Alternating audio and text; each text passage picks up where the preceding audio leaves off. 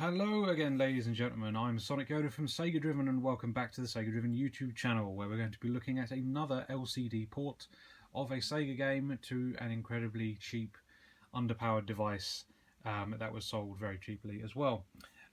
So we're now going to be looking at Tiger Electronics' version of Altered Beast, copyright Sega 1988. So yeah, this is an attempt to make Altered Beast work on a calculator-style LCD display. So yeah, this is another one of the more valiant attempts at trying to get like as many of the features from the original game featured in this version. The plastic on the front around here is yellow, as you can see. It shouldn't be like that, it should be white. This has taken some pretty heavy smoke damage, so just so you know, it's not supposed to be yellow, alright? Let's get on with this. So we've got a D-pad, we've got a kick button, we've got a punch button. You can punch in both directions, and I'm going to turn this off and start again because I didn't realise it was going to go straight into the game. So let's try and do this, shall we? Okay. How do I... Oh, there we go. Okay. And kicking. There we go.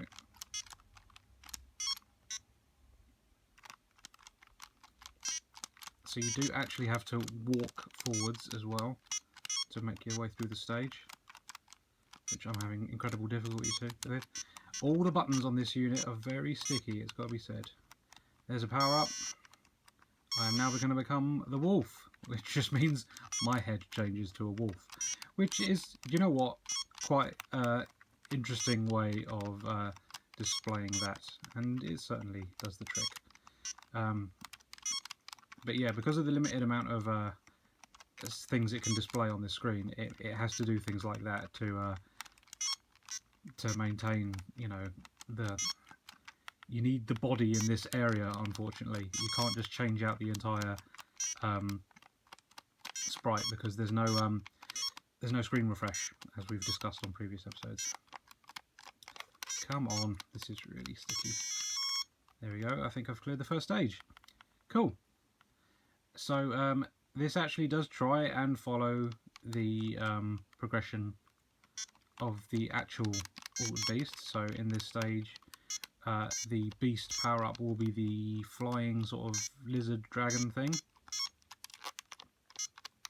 Come on.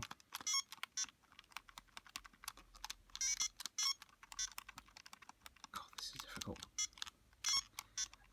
Once again, because of the convex buttons, they're digging right into my thumbs, and it's not particularly comfortable at all. In fact, it hurts quite a bit. Come on. Keep going. I just want to show everybody the power-ups because I'm always quite impressed at how well this sort of manages to do that.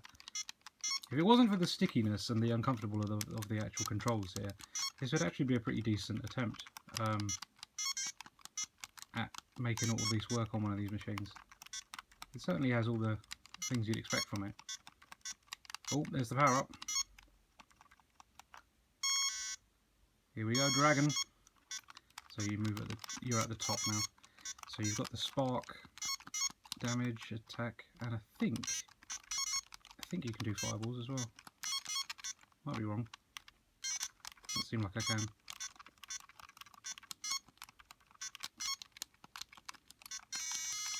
Oh, I lost all my health. Yep, there we go, game over. Yeah, interesting little unit, that one. I think, again, this is one of the more interesting and definitely more successful attempts at making a, you know, LCD version of a very, very advanced, well, for the time, arcade game work on an incredibly limited and just low-powered piece of technology. Yeah, I really like this one. It's just a shame that the controls are so uncomfortable because I think it would work really well otherwise. I don't know if it's just that the contacts in this machine have gone a little bit and that's why I'm having to really stab hard at it to actually do the attacks and move and stuff.